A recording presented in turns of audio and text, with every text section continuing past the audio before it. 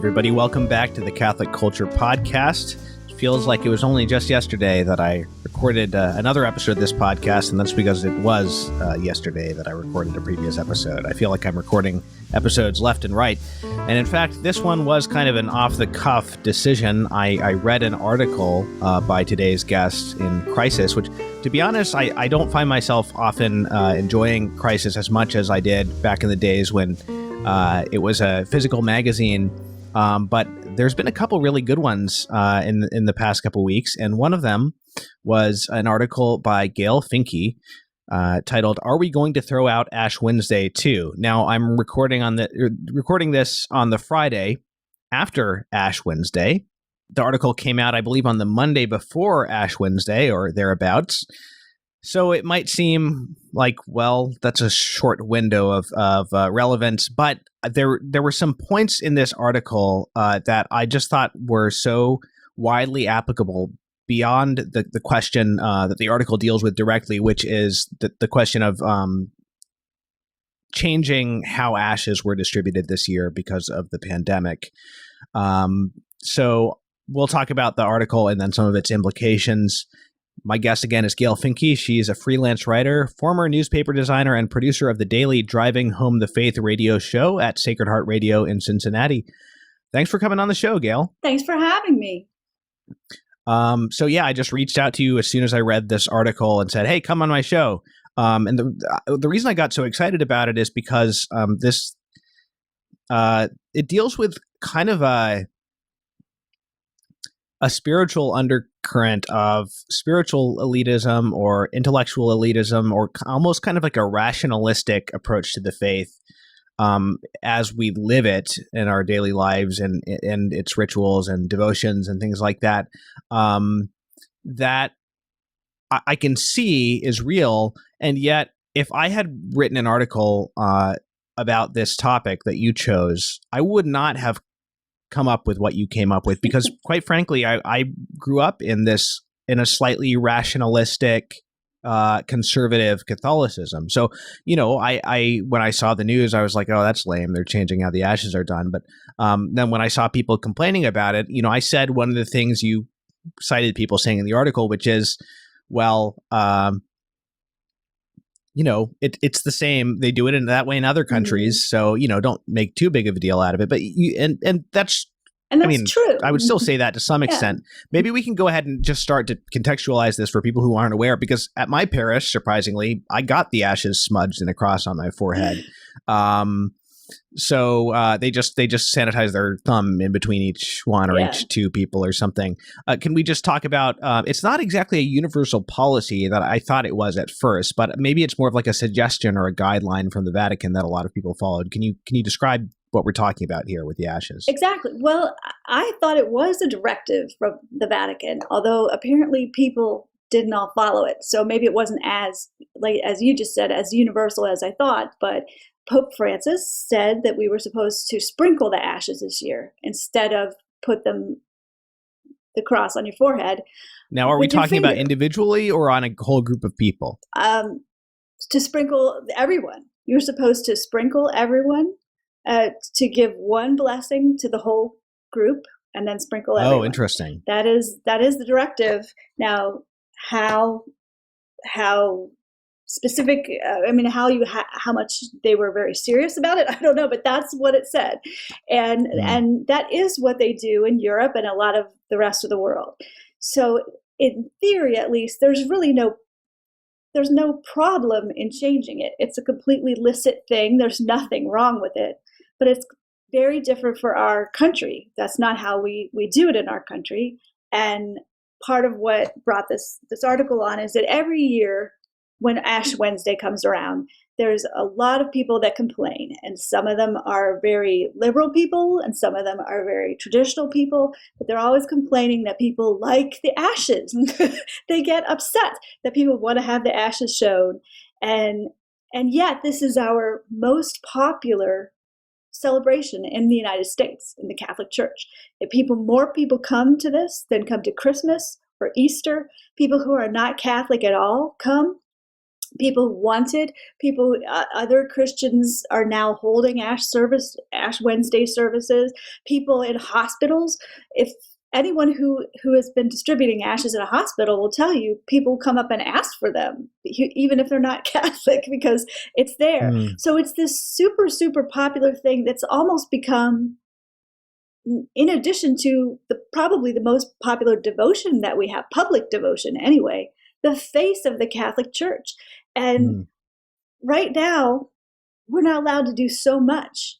And when this is taken away, people who have, maybe they're not all that attached to anything else, but they had this Ash Wednesday they're attached to. I just felt that it was wrong to just tell them, oh, well, what's the matter with you? It's fine. It's perfectly fine. It's the way they do it anywhere else. And what's the matter? The usual thing is, do you really want to be penitential, or do you just want people are you just showing off? That kind of a thing. And I'm sure there are people who are just showing off. But to say that to people in the middle of, basically a year of not being able to practice their faith in some states, even in Canada, in certain places, it just seems to me to be beside the point. You're missing the point that the faith. There's a callousness to that response under the circumstances, and that there's faith there. Maybe they can't express the faith. Maybe there's not that much faith, but there's a mustard seed. There's a little bit of faith. And if you're just gonna treat people who are devoted to something as if they're annoying to you because they're devoted to it, this is supposed to be. We're supposed to care about people's souls, not just about whether they have mastered the catechism and whether they know very specific things. And our faith used to be full of those things, and everyone knew that they were important to life. And now, when there's so few of them left, it seems like even the people who should know best how important those things are, because we see what happened when all those devotions are gone, are just ready to just do the same thing as all the people who threw out those old devotions today. Yeah, you're right. This is the only, well, let's put it this way. I think it's the only public devotion that is universally practiced, right? I think Well, so. sorry, not universally, obviously, because they do the sprinkling in some place. Anyway, the point is that having it smudged on your head is a very visible sign. And in an age when we don't really do processions that much anymore, some parishes do, but what I meant by universal is not the entire church throughout the world, but let's say in America, all we do that consistently that shows other people that we're different, and there is some value to that, and it's something that should be encouraged, a sense of difference instead of apartness, because a lot of the problem with a lot of the probably the reason people don't practice their faith as much as they should is they don't want to be different. They don't want to be or feel or to be made to feel apart or different. So, and yet they are. So I think that small recognition, as much as the penitential thing, which is really the fundamental meaning of the ashes, I think that must be a big part of it. So I think that's a good point. But then we get to that. Well, let me give an example. I mean, with the suspension of masses that the general public could attend for a few months, longer in some places, you had people saying, well, just make a spiritual communion and you'll get the same graces. It's like, okay, yes, that is true when done with faith, but, it's like expecting everybody to make a perfect act of contrition and not go to confession. It's like, yes, everybody actually can do that. How many people will do that? That's the question. I can say for myself, look, I go to Mass every day of the week. I go to Mass 7 days a week. I had a good Catholic education, and my devotions totally slacked when I couldn't go to Mass every day. I wasn't making a spiritual communion every day. And if I wasn't doing that, and I'm not saying I'm holier than others, I'm just saying based on the objective factors in my situation, if I wasn't doing that, then I'm certainly not going to assume that somebody who only goes to mass on Sundays and barely believes in the real presence is going to do the same. So it's really foolish to think that and just kind of think of it in such a kind of a schematic, rationalistic way. Well, technically you can do this. Well, again, that's not how this actually works in real life. So there's a kind of a short-sightedness to it, but also I think a certain callousness when it becomes an actual lecture. Like, well, and if you have a problem with this, then you understand that we have a spiritual church. It's really all about what's in your heart, and these external signs. Well, they can't quite say without being heretics that they don't matter at all, but there's sort of an implication that in these circumstances, they don't make a difference. Exactly. And there's an implication that if you aren't up to it, if you aren't up to this supernatural kind of faith that needs nothing to help you, then that's your problem. Then you're just not a good enough Catholic, or you just have no faith, or unfortunately, some people feel, well, if that's my problem, God doesn't give me enough faith. I'm not good enough. Everybody's not the same. And that's one thing that the Catholic Church has that so many other Christian communities don't have. Most other Christian communities are built around people who have a similar way of doing things. Especially in this country where you can pick and choose, people, they seem to have become very much, well, this is where we're very emotional, or this is where we're very social, or this is where we have this kind of music. And so everybody in those groups feels, most of the people feel like they're being fed, as they always say, because that's the kind of person they are. So if you like to read the Bible all day long and hear long sermons, and you go somewhere where you have that. And if you are very emotive and you want to hear rock songs play for an hour before worship, you go to that. But in the Catholic Church, we used to give everybody everything. There was a place for you. And now it's almost as if, well, if you can't hack it from your living room where we're live streaming Mass in a really bad, or maybe a really well done thing, but a lot of times it's not all even very well done. And if you can't just feel just exactly as much that you're participating in Mass there as you did when you were in the church with the priest and with the host, with the people, then that's you're just not up to the demands of our society today, and that's not right to do to people. And we should know that. We Catholics should know that.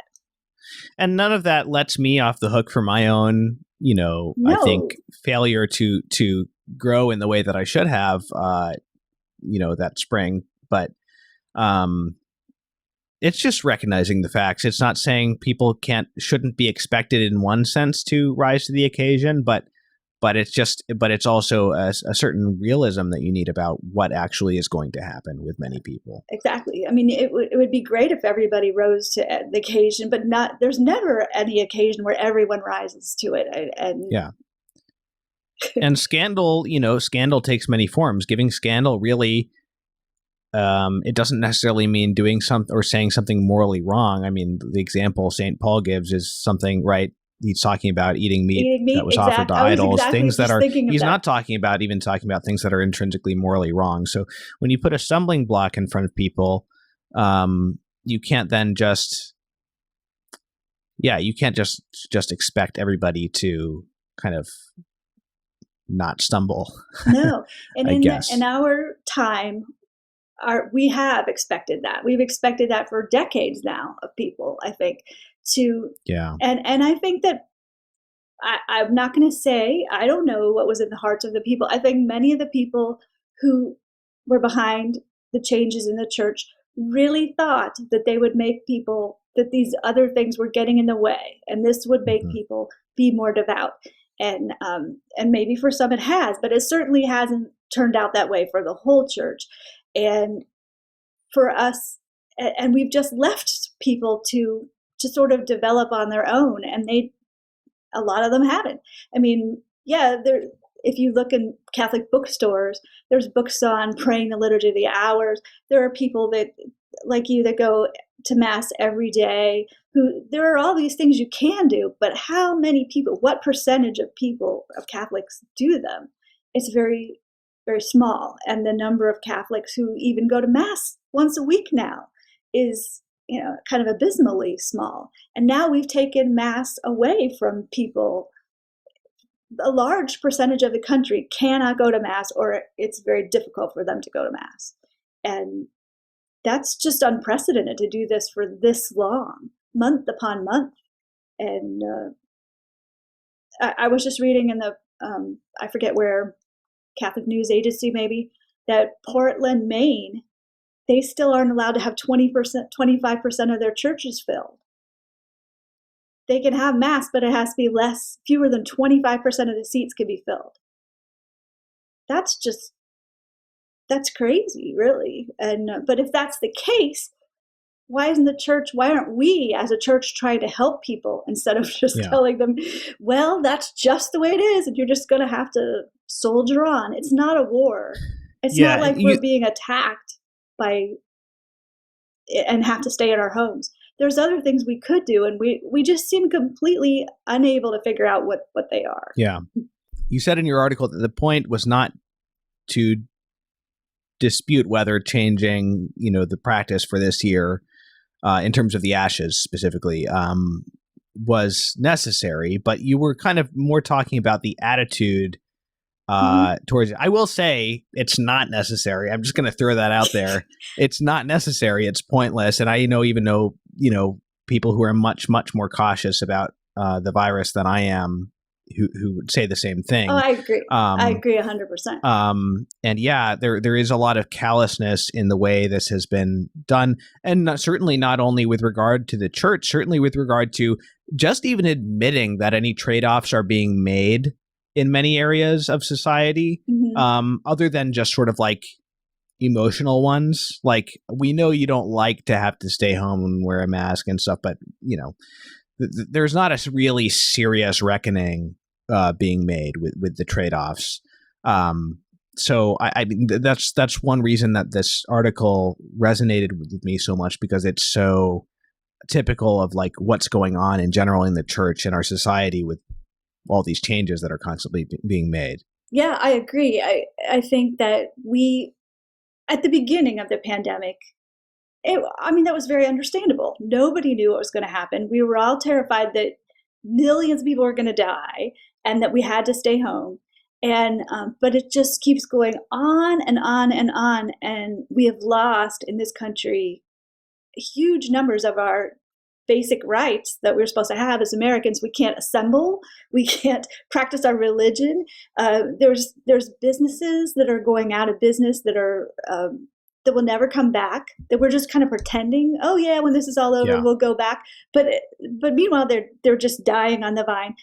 We've got children that haven't been in school for months and months and months, and no one seems to care. It almost seems like everyone is pretending that this is temporary, but temporary has become indefinite.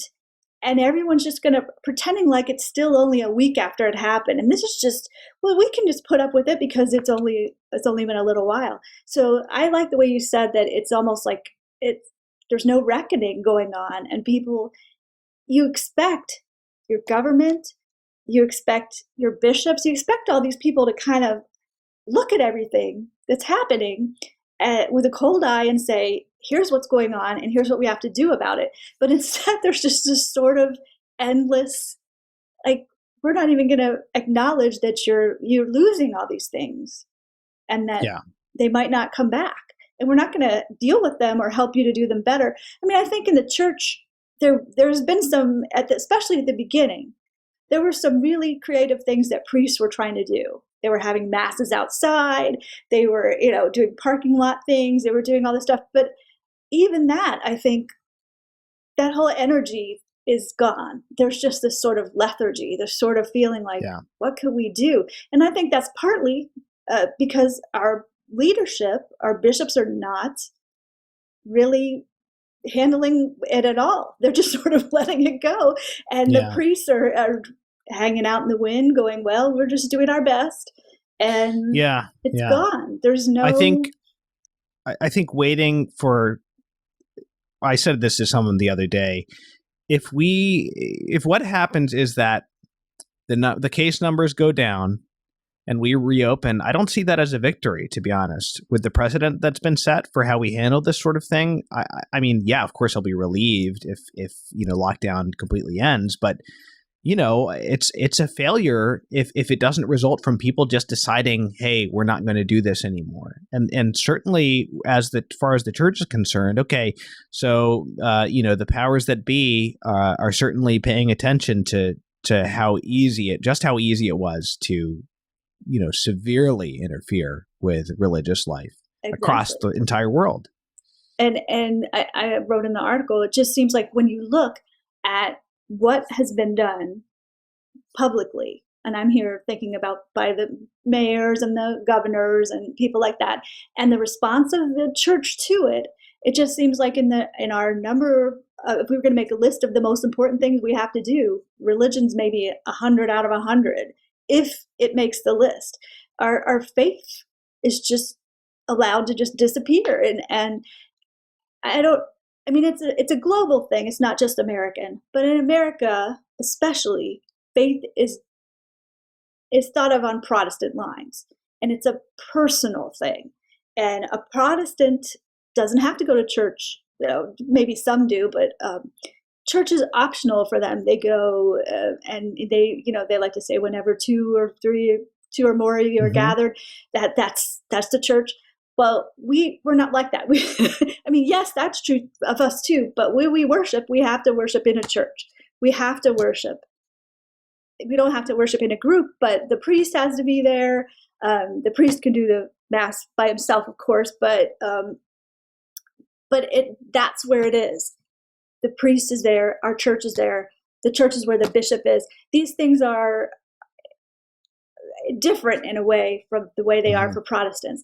And our government seems to have just said, well, in general, you can do it in your basement.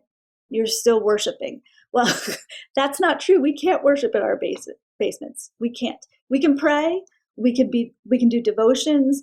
We can certainly do all sorts of things, but we're not at Mass. We have to be able to have Mass. Was it St. John who said that something like, if someone does not confess that Jesus Christ has come in the flesh, let him be anathema? Was that something like that? Was that John? I don't know. Sounds right. I'll be honest to people listening. I'm not a scripture expert at all. Either. I read it, but probably not as much as I should. I hear it at Mass every day. I don't know what different things come from. I don't remember who said what. That's the main point I'm trying to get across here.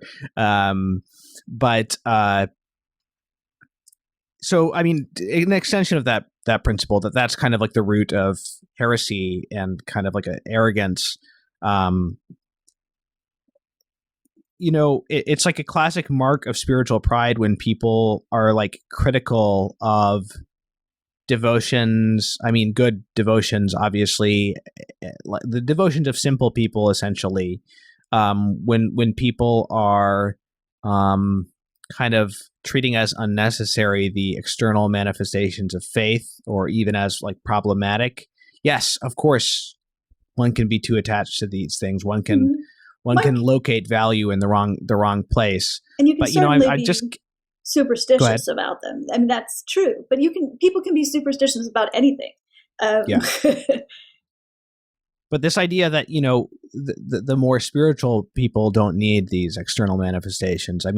Sorry, that's not Catholic. That's Sufism, and I think the Sufis are really cool, but we're not Sufis. So, I just can't help but think of the book and the film Silence. I don't know if you ever read or saw those, but, the main character is one kind of like big red flag with him is that he's very critical of the simple devotions of the Japanese people. The uneducated Japanese peasants, they're trying to evangelize with their attachment, their excitement over when they're given new sacramentals and things like that. I think in the book, though not in the film, he even criticizes their, exaggerated devotion to Mary at one point. The other missionary who ends up being martyred does not have a problem with that stuff, if I remember correctly. But that's like a big sign of spiritual pride. Of course, objection to devotion to Mary, but I also think, to some degree, kind of like just a poo-pooing of, people who like their medals and their novenas and stuff. Yes, of course, we all know the stereotypical person who just kind of rushes through these things without any spirit. Just in like in a kind of gluttonous way, but I mean you get the point. But it ties into what's happened in the church, to the devotional life of the church, to the liturgy itself, following Vatican II, and there is a kind of it's like a weird mix of elitism and supposed populism, being for the people. It was like, I mean, I wasn't around then, but Me neither. You can read there was a lot of elitism going on of people that didn't like these popular, nasty things, but they thought that if you stripped everything away, which they did, then new popular things would come forward, that we would be the people of today, the things that we like. And instead, that did not happen. We got fakey things, the fake felt banners, the fake folk music that isn't anything like actual folk music. And you could tell because people sing actual folk music and they don't sing most of our songs unless they have to. I mean, it was fake stuff because you can't make stuff appear the way it does naturally over many, many centuries or decades. You can't just manufacture that. It just comes out looking manufactured. Well, it's very ironic that the kind of the theological evolutionists were also these primitivists in various ways, in terms of their, wanting to revert to some supposed, early church, more essential, more pure liturgy or something like that. I should point out, you mentioned in the article, you're not a traditionalist. You attend the Mass in English. But same here. I've probably been to 12 or 13 Tridentine Masses in my whole life. I like it. I might try to go more often at some point. But I do agree with the traditional theology, the Catholic theology of the Mass, that, it is the priest, the action of the priest first and foremost. And we are part of the universal priesthood, but they're not equivalent. The only reason I mentioned that is because I wanted to bring up a really interesting article in Church Life Journal recently. And I don't know that, I think the author kind of keeps his cards close to his chest as to his own personal views. But he raises an interesting observation about how different sort of camps within the church handled the pandemic, which is that the Novus Ordo people, for lack of a better term, who talk about the importance of active participation of the laity and stuff, they were not necessarily all, but often more likely to support, the lockdown and say, what's important is that the priest is celebrating Mass, and you can just unite yourself to it spiritually, without being there. And then it was the more traditionalist leaning people, or at least traditionally minded, if not traditionalist, who were making the most effort to continue allowing people to actually attend Mass in person. Mm-hmm. And he just noted, the author, whose name I can't remember, unfortunately, just noted the irony there. So it's very interesting. I think that there is often we might be surprised at what actually is elitist and what isn't, versus what we might perceive to be sort of theological elitism, when it comes to things like the priesthood, what actually does benefit the people. I mean, it's like when you look at a magnificent cathedral and say, well, that's elitism and that's wealth and power asserting itself. And, Chesterton would say, that's free art for the poor. Yeah. Well, in this country especially, elitism is different than it was, back in Europe. And I can't speak, I don't know what elitism is like in South America or Central America. But the elite in this country are the descendants still of the white Anglo-Saxon Protestants. They're the kind of the mainline Protestants, the high churchy people. Maybe the high church Anglicans might be the most, you'd say fancy of them, but the rest of them are more Presbyterians and they're very bare churches. And that's who our elites are, and that's who our Catholic elites, many of them, are like. They have a similar view of a sort of pared down type of theology, that they didn't like the poor peasant people that built so many of our parishes and so many of our churches and filled them with all of these things. And I think that those are a lot of the people who also were more of the Novus Ordo people, maybe not now, but certainly the ones who helped and promoted it at the beginning. I just want to say, in case any of my priests would happen to watch this, I do go to a parish that has the Latin Mass, where we have one Latin Mass and one English Mass. So we do both. And my Mass, while it is a Novus Ordo Mass, is extremely reverent, has a lot of altar boys, has all the incense and everything. So I have kind of a traditional sensibility to my parish and to my faith style, or whatever you want to call it. But I definitely do go to the English Mass. And the reason I wrote that in the article is because I was trying to get away from the idea that I had an axe to grind with whatever kind of, and the same thing is, I also said that in the article, that I wasn't going to argue whether or not we should do the type of ashes that we're used to. The point was, it wasn't my call whether we do or not. So I wanted to talk about what is, at least in a way, my call and your call and all of our calls, which is there are things that we all do. And I'm not going to, I know a lot of people who think, some of the people that commented on this article were all saying, well, if we just did all Latin masses, this wouldn't be a problem. I don't know if that's true or not. And I'm not going to fight the wars over what kind of mass we should have.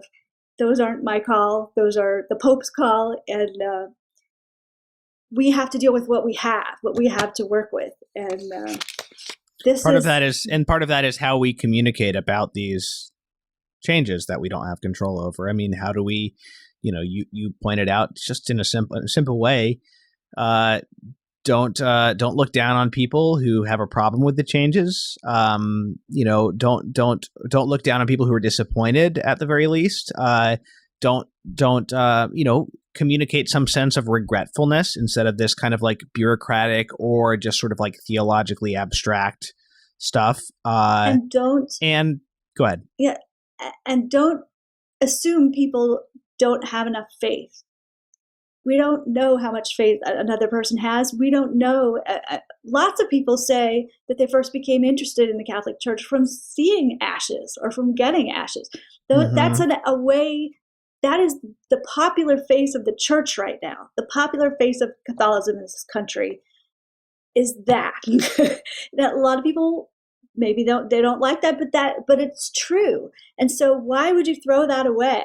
Why would you ignore? Why don't you say to yourself, why is it that putting ashes on your forehead and remembering that you're going to die and that you better, if you're not where you should be before you die, you better get there because something bad might happen to you after you die. Why would that be more popular to the general public than having special Easter breads, that they make in certain countries, or Christmas carols or whatever? What is it about that is speaking to people and that we can reach out to them through, and that that this is important to them. Why aren't we saying, hey, this is an important thing? And let's just not brush it aside, even if it's just for one time. Let's say, we're really sorry we can't do it this year. We really want to do it next year. We intend to come back. Yeah. We intend to give this to you again.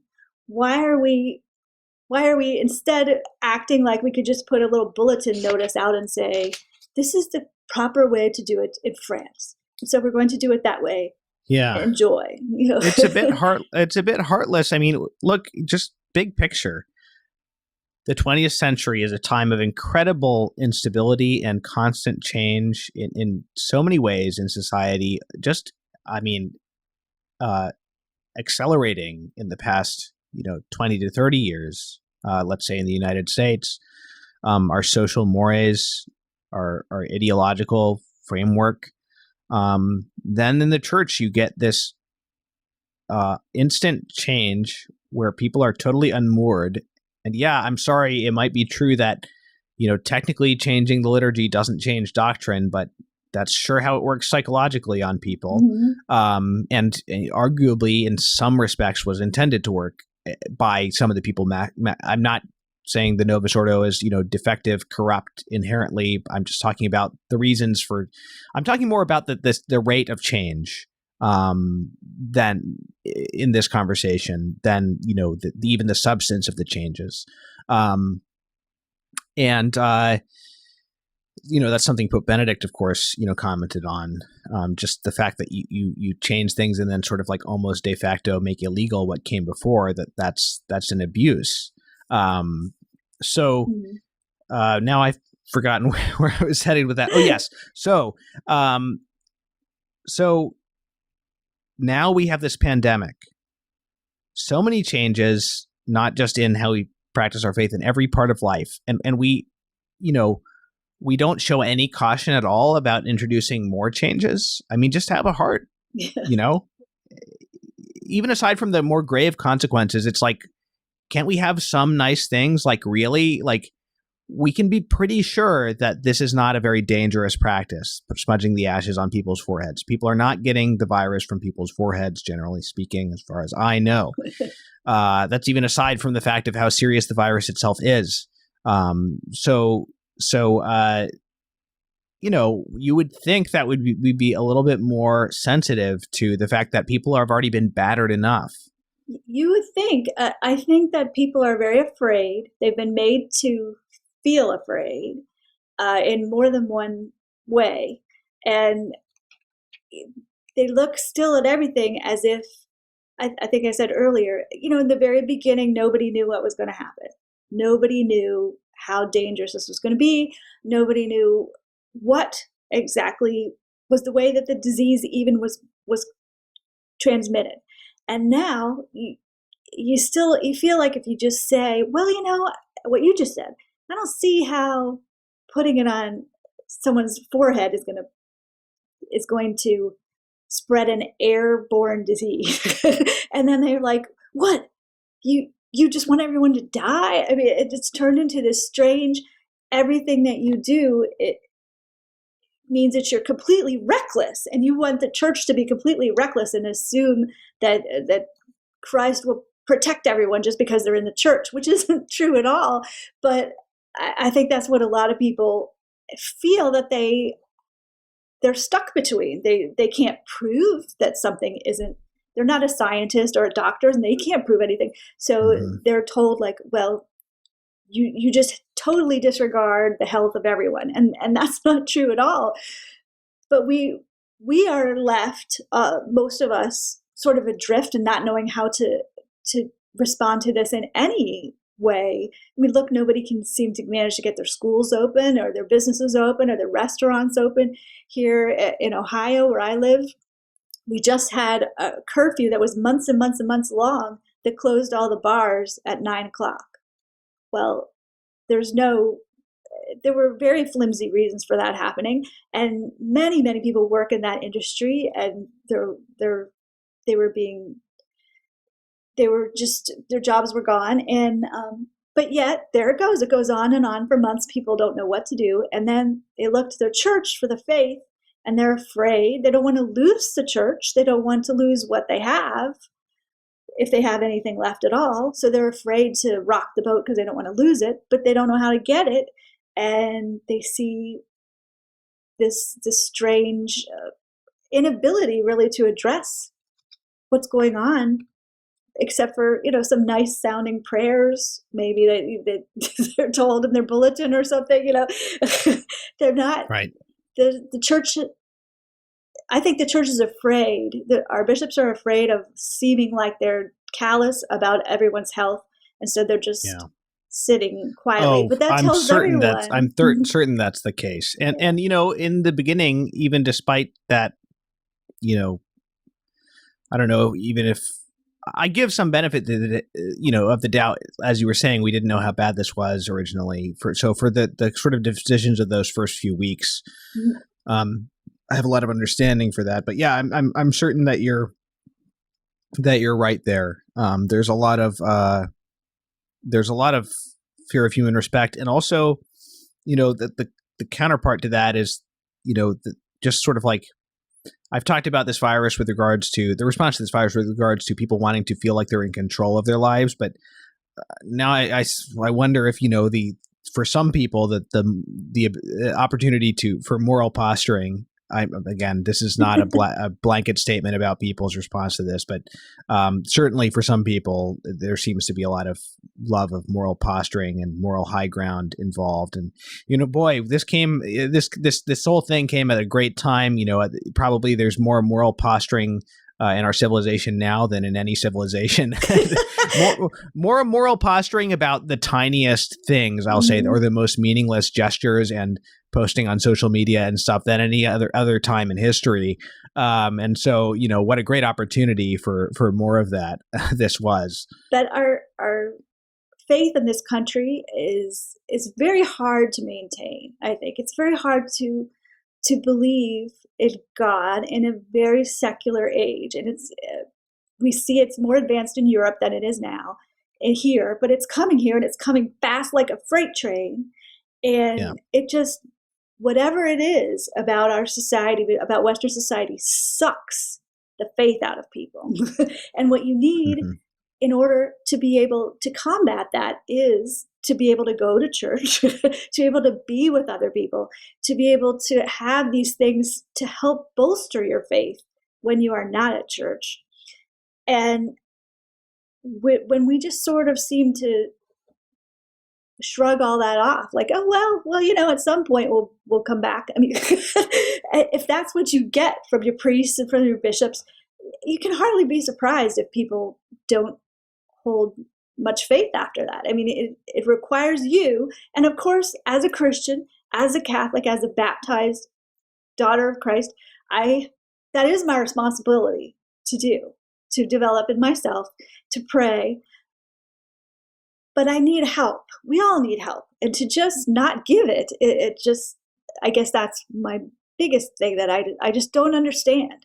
Why we just gave as a church, not individually, but as a church, we just said, oh well. I mean, it's gone. It's very strange. It's very strange. Yeah. Are there any other points you'd like to touch on? I'd just like to say, again, we need to be kind to other people and not assume that their faith is not as good as ours, because you don't know where you stand before God. You don't know where they stand before God. Yeah. The many sinners have become saints. Many people who people who knew them would think they had no faith became great saints. So let's not just laugh at people because they want to do something. But let's also not, like I said, let's also not assume that somebody does have your understanding of the faith, because again, we're trying not to scandalize the weak. We do have to have, we have to have consideration for the weaker brethren. So if you say you don't understand, let's say you don't agree with what I was saying about, my disagreement with the lockdowns overall or anything like that. Yeah, just to take it back to your more limited point, just be sensitive. Don't be an insensitive boob. In response to people's concerns. Don't be a clericalist. Don't be an elitist. Let me just take a quick break to say something I wanted to mention at the beginning of this episode because it's relevant. I wanted to thank a couple of reviewers of the Catholic Culture podcast on Apple Podcasts, and I'm mentioning it in this episode because they referred to another episode in the reviews that was on the topic of lockdowns. That was episode 84, Disobey Lockdowns Now, and I think it was, Disobey Lockdown Now. That was a conversation with the Canadian Catholic theologian Douglas Farrow and the Lutheran political philosopher Andrew Bush on kind of the theological and then the political philosophical aspects of kind of the level of obligation, for the church to observe, lockdown requirements of the state and things like that. So thanks to Aunt in the Attic and Mako Mark for their reviews, both of which referred to episode 84. Mako Mark said, episode 84 offered perspective and guidance that sadly I haven't heard anywhere else. And Aunt in the Attic said it was unusually eye-opening and helpful. So that's why I did that episode. It's a little bit out of my normal wheelhouse, maybe, but I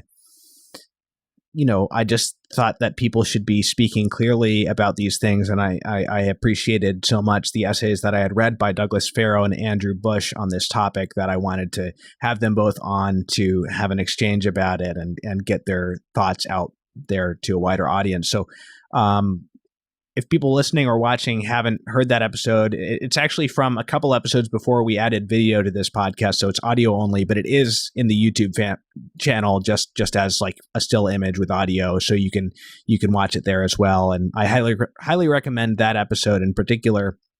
Thanks again to those who left those nice reviews. Gail, I think, I've seen you around on social media and stuff. This might be the first thing I've read that you've written. Can you tell me about your writing in general? My writing, I am a freelance writer, but most of my writing that hasn't been for diocesan publications is all about graphic design. So you probably haven't read it.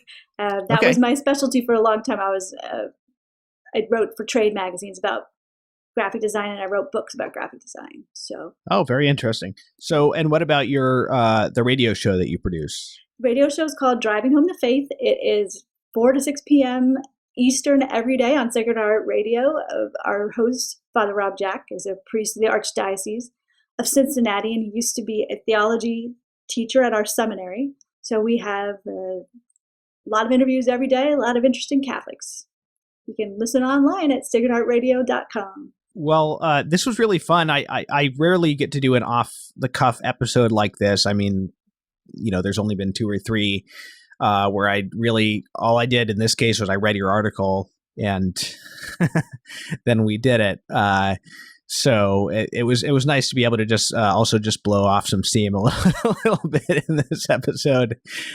So thank you for coming on. Well, thank you for having me. I really enjoyed it.